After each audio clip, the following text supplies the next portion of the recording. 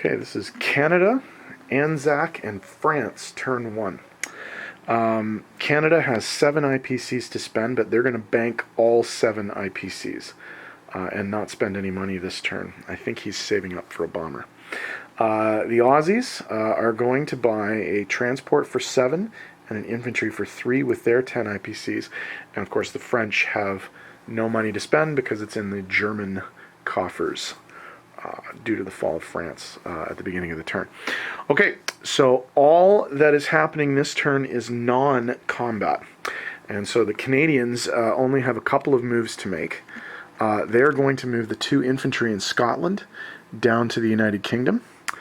And they're going to move their infantry and artillery from Ontario into Quebec to join the infantry and the tank that are already there.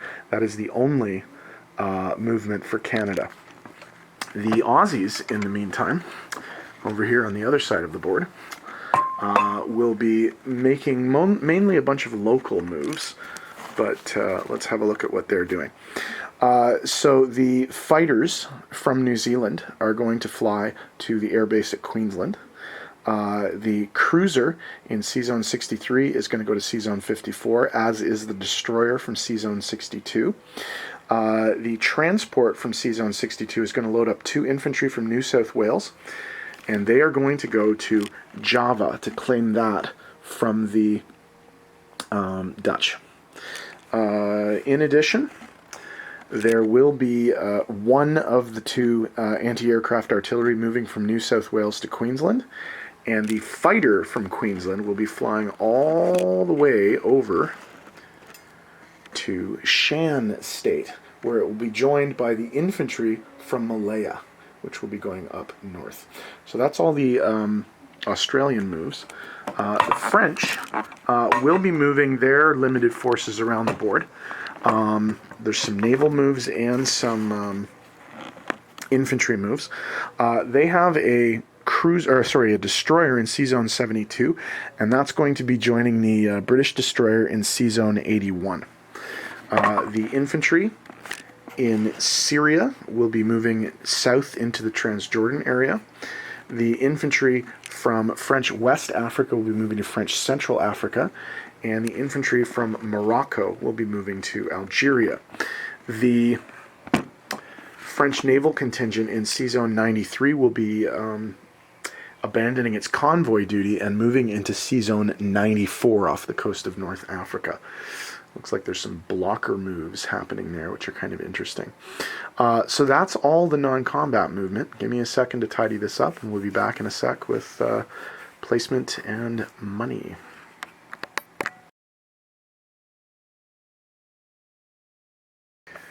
Okay, in terms of placement of new units, the Canadians have nothing to place, the French have nothing to place, but the Aussies are going to place their new transport in C-Zone 62 and their infantry in New South Wales. The Aussies are the only ones who have to make an income adjustment as well. They're going to be claiming Java from the Dutch, so that's going to bring them up from 10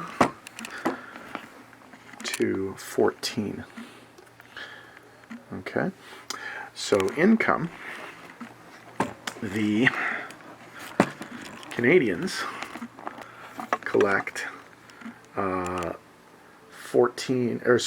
IPCs that they already had at the beginning of the turn that they didn't spend, and then another 7, although there's going to be a modification to that. And then the Aussies collect 10 plus the new 4, so that's 14 IPCs. But the Canadians do have a convoy disruption from the German submarine in C-Zone 106. So 1, 2, or 3 is convoy, 4, 5, or 6 is nothing, but subs get 2 die, so they lose 2. They could have lost up to 3 because they had Quebec and New Brunswick in this C-Zone, but they lose 2 IPCs, so Canada is going to collect 12 IPCs this turn. Okay, so let's do disposition of forces. Sorry. So 12 IPCs into the Canadian coffer. Okay, disposition of forces for Canada. Relatively straightforward. In Quebec, we have 2 infantry, 1 tank, and 1 artillery. In the United Kingdom, in the capital, there are 2 infantry, along with, of course, a bunch of British and French units. The only other Canadians on the board are over here in Egypt. With the British units in Egypt, there are 2 Canadian infantry. While we're on this side of the board, let's do the French. A little out of order, but that's fine. So in UK, there are 2 French infantry and 1 French artillery. In Algeria, there are 2 French infantry. In C-Zone 94, there is a French cruiser and a French destroyer. In French Central Africa, there is an infantry. And in Transjordan, there's an infantry. And then in C-Zone 81, there is a destroyer. That's all the French units on the board. As far as the Aussies go, we have 1 infantry and 1 fighter in Shan State. We have 2 infantry in Java and a transport in C-Zone 42. We have